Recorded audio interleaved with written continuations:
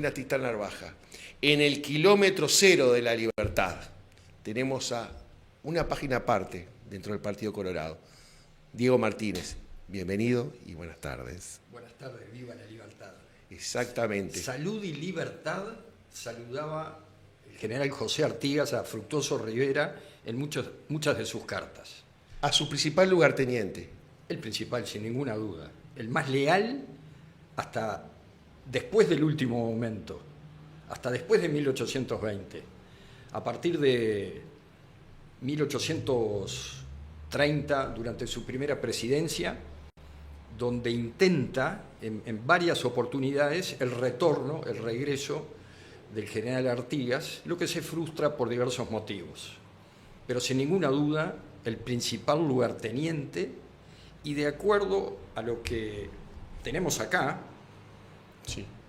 Rivera, el artiguismo posible. Que estoy en contacto, según lo que vos me diste, ya me lo van a facilitar ese libro el fin de semana. Estupendo.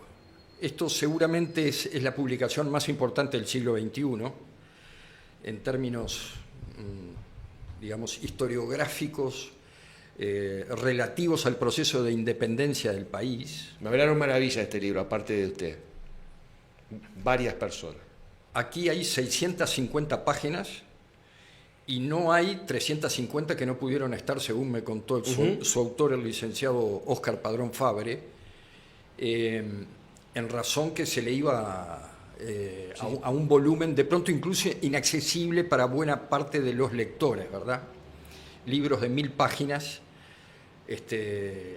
Yo te diría que el último que leí, de 907, es el de Murakami, El pájaro que da cuerda al mundo. Se van volando, pero cuando uno observa al principio el término 907 páginas, dice, bueno, probablemente vamos a tener que sacrificar algunas cosas y que al final no es tan necesario hacerlo por el placer que brinda y por la velocidad con que se va. Lo mismo pasa con Padrón. Hay allí un enfoque fundamental a lo que son esos 44 años de vida política y militar de Fructuoso Rivera. Nace en octubre de 1789 en Durazno. Sí, en ese él declara luego, cuando hace el reconocimiento de una hija natural, Ramonita, él declara ser oriundo de Florida. Mira. Es un tema que ha venido siendo estudiado. En cierto momento había ciertas lagunas sobre este aspecto, sobre fecha y lugar. Pero digamos que es en la zona de Florida donde nace Don Frutos. También escuché que en algún momento él estaba de parte de establecer la presidencia en Durazno, ¿puede ser? Que tuvo una iniciativa que después no llegó a buen fin para establecerlo en el centro de la República, en Durazno. En primer término, fue el fundador, fue el creador en 1821, con una gran visión. Venía de acordar con los invasores portugueses mantener una fuerza armada a su mando dentro del territorio oriental, así como que se respetaran las asignaciones de tierras que se habían hecho durante la etapa artiguista. Y lo primero que hace, en 1821, funda San Pedro del Durazno, en el centro de la provincia oriental, ya mirando lo que iba a venir luego, porque lo que vino luego es que a partir, digamos, 4 años después de la fundación de Durazno, 1825, Durazno se transforma en la capital militar de la Revolución. Florida era la capital política, Durazno era la capital militar. Desde donde, naturalmente, el presidente Fructuoso Rivera allí habitó por mucho tiempo. No estaba muy alejada, la verdad, entonces eso que me llegó. Lo que no se, en definitiva, no se dispuso pretender transformarlo en una ley del país. De hecho, ocurría. De hecho, sí. Pero no se quiso, en principio, no se quiso forzar una legislación al respecto, seguramente preservando, de pronto preservando algunas situaciones de pronto de otras poblaciones que podían manifestarse también con derecho a radicar la capital ahí, de pronto por su antigüedad, de pronto Sí. por su desarrollo.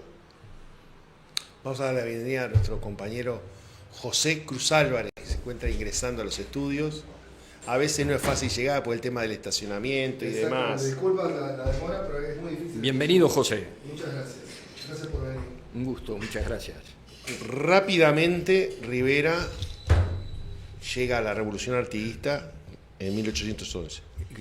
Cuento, de pronto vamos matizando Sí. con algunas situaciones, algunas de las cuales están relatadas en el libro de Padrón de un modo sublime, ¿no? ¿Sí? Una de ellas es cuando Don Frutos, estando en el Durazno, en su casa, es objeto de una tentativa de homicidio por directivas de La Valleja. Llegó hasta allí un individuo, un sicario de la época, acompañado de tropa, y Frutos logra huir de esa casa por los fondos. Por suerte tenían caballada pronta, la caballada les permite llegar hasta el río y atravesando el río, que era prácticamente, tenían que nadar una legua, lo acompañaba el Pardo Luna, que llegó a insultarlo para que aguantara a Don Frutos, porque al final era prácticamente el agotamiento los estaba llevando a un ahogamiento. Y lo narra muy bien Padrón aquí. Sobre el final de sus días, La Valleja reconoce un montón de errores con respecto de él hacia Rivera. Sí, sí. Y existe, lo que pasa es que no está documentado, pero existe una versión en cuanto a que La Valleja en algún momento declaró que al final de su vida ponía su espada al servicio del Partido Colorado. En los hechos, 1854, el triunvirato de 1854 está auspiciado por un colorado, que era Melchor Pacheco Lloves, integrado por Fructuoso Rivera, por Venancio Flores y por Juan Antonio Lavalleja. Vaya a saberse qué tipo de tratativas logró Melchor, que le hicieron pensar que podía ser alguien creíble para integrar ese triunvirato. Bueno, es o sea que no es descartable que haya habido una inclinación de Lavalleja al final de su vida por la causa colorada. Sí, esa autocrítica de La Valleja es bien válida. Triunfos militares, triunfos en lo que tiene que ver en lo presidencial, triunfos de varios lugares para Rivera. Bueno. Triunfos militares, bueno, acompañó a Artigas en Las Piedras, en la frontera, marchó con Artigas en el Éxodo. Sí, yo creo que la preparación de los triunfos de Don Frutos, es, si la queremos ubicar cronológicamente, es 1813, cuando él, siendo ya sargento mayor, constituye un escuadrón de 100 lanceros, que para integrar ese escuadrón, cada lancero tenía que saber domar, carnear y nadar. Domar, remar y carnear. Nadar y carnear. Luego uno va reconociendo en diversos procesos históricos, porque era tan fundamental nadar, cuando por ejemplo ve el 21 de abril de 1828, Río Ibicuí, Felipe Caballero, se atan las tercerolas en la nuca y cruzan a nado el Ibicuí para empezar a conquistar las Misiones. Ahora, los 40 y pico que cruzaron con él, todos sabían nadar y sabían nadar con una tercerola. Y por algo, ahí es el inicio del triunfo de las Misiones. Frutos cruza al día siguiente, después que ya estaba asegurada la llegada. Entonces, sin ninguna duda, Guayabo, 10 de enero de 1815, actual departamento de Salto. Guayabo es un impresionante triunfo de Frutos que que a mi juicio genera dos situaciones nuevas en el proceso histórico. El primero es que hoy no seamos una estancia de Buenos Aires, como quería Dorrego. Dorrego lo había dicho. Fue que nos dejaron. Sí. Está documentado. La banda oriental puede ser una maravillosa estancia para Buenos Aires. Y el segundo aspecto es que abre las puertas, tal vez al mejor momento de José Artigas en el liderazgo regional. ¿Sí? Es cuando, derrotada Buenos Aires, se empieza a ver en José Artigas ya un líder regional, que luego ese liderazgo se irá debilitando y desvaneciendo por diversas circunstancias. Pero hablando de batallas... Para usted la cúspide del cenit fue ese. No, fue Rincón. Yo creo que hay 4 puntos importantísimos, ¿no? Tal vez 5. Guayabos, que es en enero de 1815. Luego hay algo fundamental, que es 1825, estamos en 200 años prácticamente. Rincón, 24 de septiembre de 1825. Rincón tiene 2 aspectos.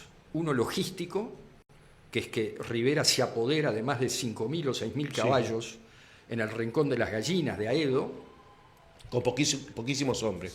Con pocos hombres. Y del otro lado unos cuantos. Sí, y en toda una situación que tiene particularidades que uno luego, en cuanto las va profundizando en la lectura...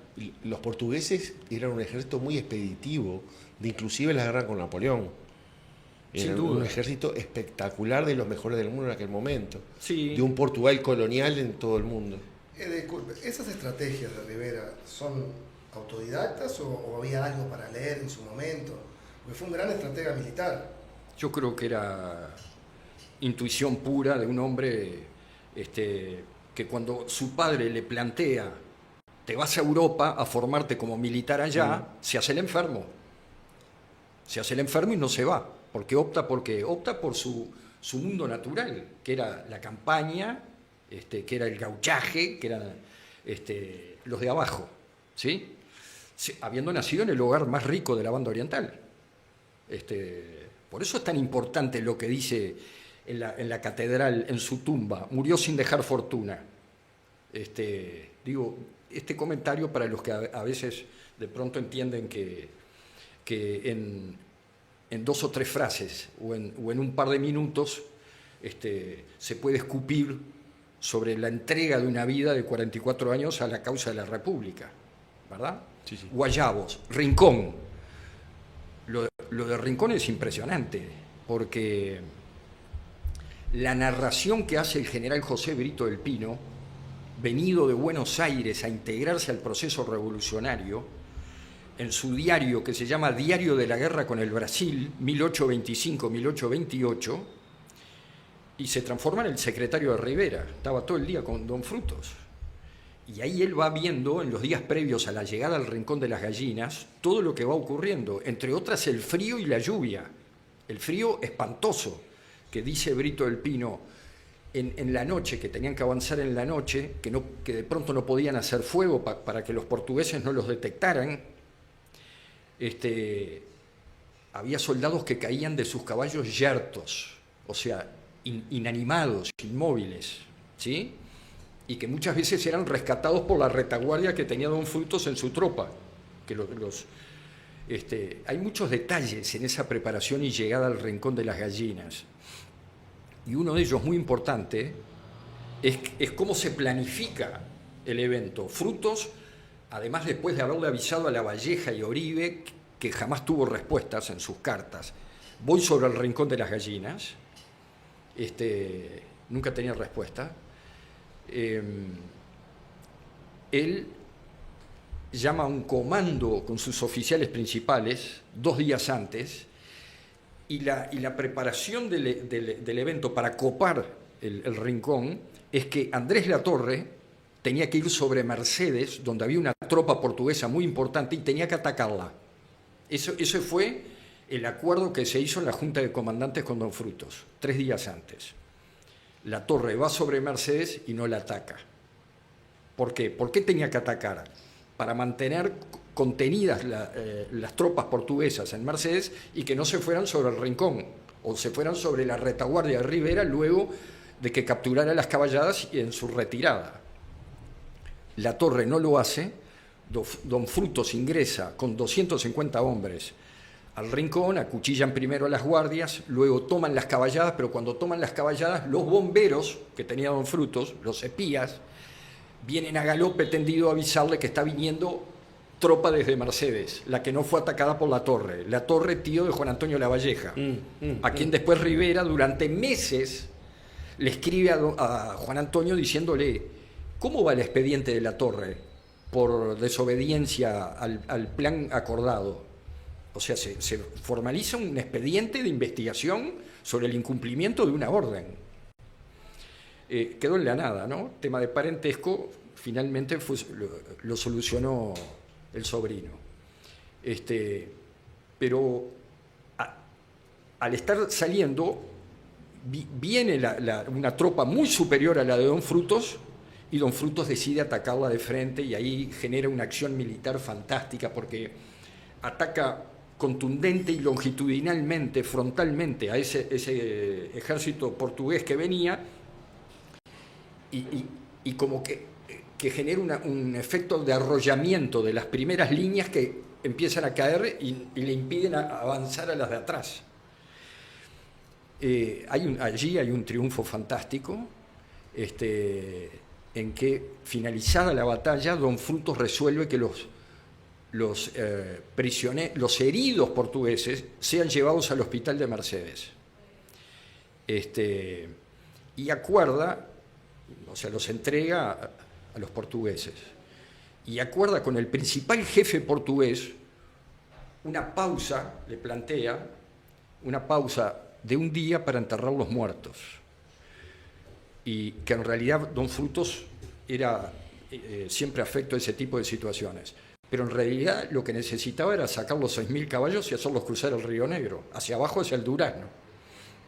O sea que todo en las acciones de don Frutos era una perspicacia, era una intuición, era un golpe de mano siempre.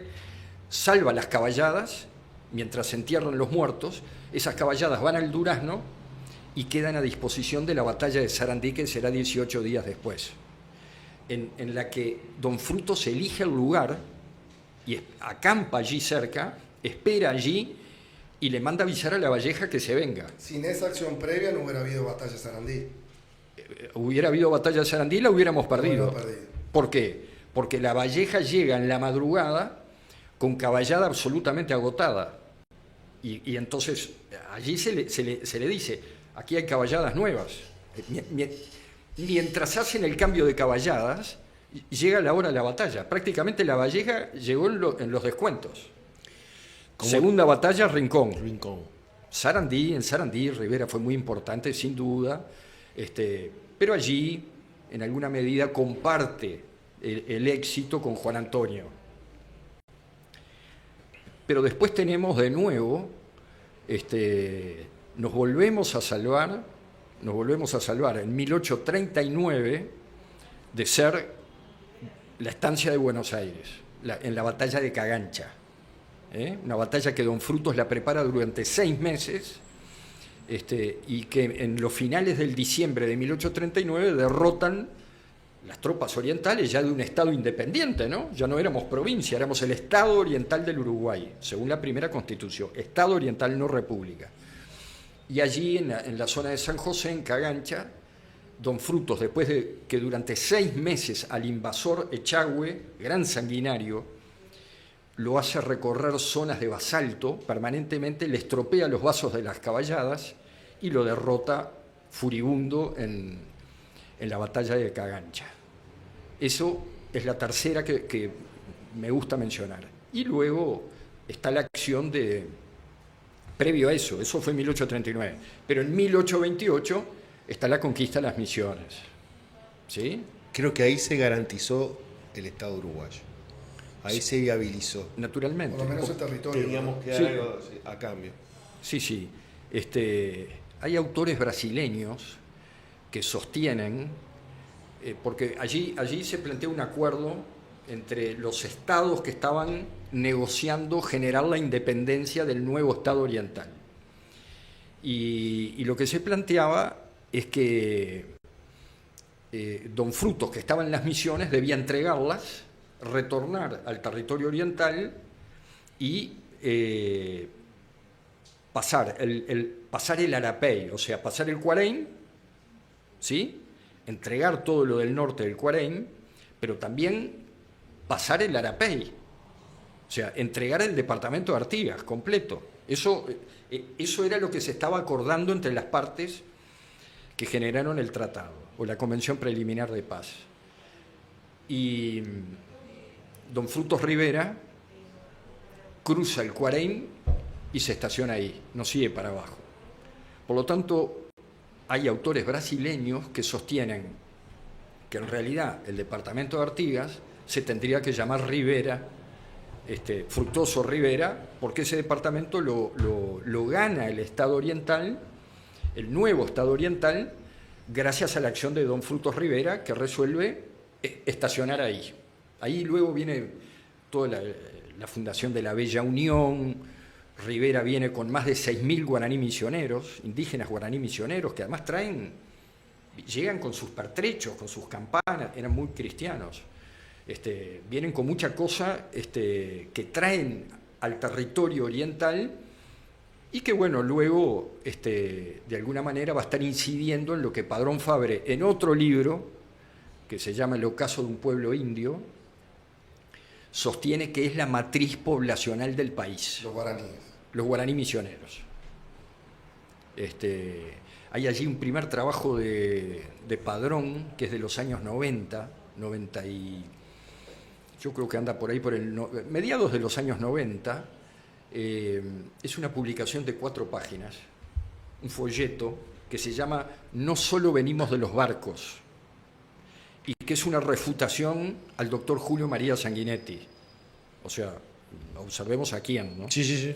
Un especialista en Fructuoso Rivera, en historia, porque el presidente Sanguinetti en uno de sus discursos había sostenido que este país se hizo con los que bajaron de los barcos. Entonces Padrón, en un intercambio que tiene con Julio María Sanguinetti, refuta esa tesis y hace ver que la República Oriental, el Uruguay, no se forma solamente con inmigrantes, sino que había una matriz poblacional previa formada por indígenas, predominantemente guaraní misioneros, negros, esclavos, gauchos y criollos. Evidentemente cuando venían ya había algo, ¿verdad? Naturalmente. No venían al campo. Todos esos torrentes inmigratorios Esas olas inmigratorias, claro, que fueron básicamente 2 olas grandes inmigratorias, sí, pero venían porque había un Estado independiente con gente. Había un Estado independiente con lo que llama Padrón una matriz poblacional previa, formada por Zambos. Sí, mestizos. Sí, correcto. Así que bueno, sobre batallas, Germán. A 200 años de Rincón. Sí. Se avivan leyendas negras. Desde tanto pseudo periodistas, pseudo historiadores, pseudo artistas. Sí. ¿Cómo contestamos a eso? ¿Cómo? ¿Cómo contestamos a todo eso? Sobre todo en estos últimos 10 días. Primero, invitándolos a hacer una lectura del trabajo de investigación más importante del siglo XXI sobre la figura de Fructuoso Rivera. En este libro de Óscar Padrón Fabre hay 40 años de trabajo, no digamos de escuchar cuplé, no de recoger lo que dijo algún portavoz más de ideologismos que de investigaciones serias, documentadas. Aquí tenemos un trabajo en el que de alguna manera se puede recorrer lo que fue la vida de un individuo que dedicó 44 años de su vida a la forja, era lo que hablábamos en estos días, Germán, la forja de la República, a ir con sus hechos y con su compromiso, ir generando condiciones más otras nuevas condiciones para que aquí emergiera una república independiente. Esa república es el producto no solo de batallas como las que acabamos de mencionar, en las que siempre estaba en juego la vida, naturalmente, no como en los cuplés de carnaval, o en el charruismo de apartamento, que de tanto en tanto emerge con alguna tesis, sino de gente que estaba todos los días pasando frío, hambre y renunciando a la riqueza y a la comodidad, que fue lo que hizo Frutos Rivera, y privilegiando siempre el perdón al final de la batalla. Don Frutos en esa época se degollaba. En la batalla de India Muerta, en 1845, en Rocha, Urquiza degolló 500 guaraní misioneros que formaban parte de las tropas de Fructuoso Rivera. Se quintaba, normalmente se quintaba, se contaba 1, 2, 3, 4 y el quinto, la muerte es un ratito, decían, y te pasaban el filo. De allí viene la anécdota, porque como los cuplés siempre se hacen de una manera, ¿no? Para un lado. Sí, claro. A ver, ¿qué hubiera cantado alguno de estos muchachos que se han dedicado por estos días a hablar de Fructuoso Rivera? ¿Qué hubiera hecho? A ver, hubiera hecho esto, termina la batalla de India Muerta y ya están definidos los que van a degüello. Esto me lo contó el máximo antropólogo uruguayo, Eduardo Acosta y Lara. Me lo contó en 1987, había investigado unas carpetas en las que había una cantidad de cuentos y narraciones sobre lo que había ocurrido en la batalla y después. Un soldado del general Rivera, un guaraní misionero, José, como dijimos recién, estaba atado y le pide al que lo tenía capturado que quería hablar con Urquiza. Y él, iba a morir, fue a hablar habló con su superior, el superior habló con Urquiza. Urquiza dijo, tráiganlo, ¿quiere hablar conmigo? Tráiganlo. Se lo llevan y dice, desátenlo.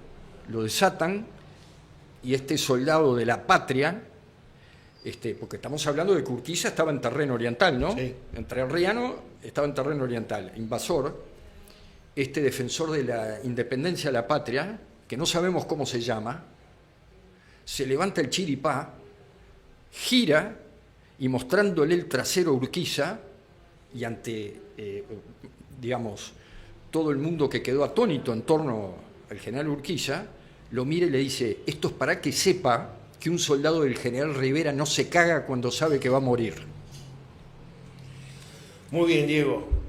Me parece que nos tenemos que ver el martes que viene, si usted está dispuesto. Veremos. Ya lo coordinaremos. Ya lo coordinaremos. La próxima charla sobre Rivera el estadista. Le agradezco que esté en nuestros estudios. Disculpe por lo que ocurrió el otro día. Un honor estar acá. Y desde ya usted es un amigo. Y más hablando de este tema. No, nos falta mucho. Y más en una casa de la libertad como es esta. Muchas gracias. Me gustaría también que mi hija está en edad escolar o inicial.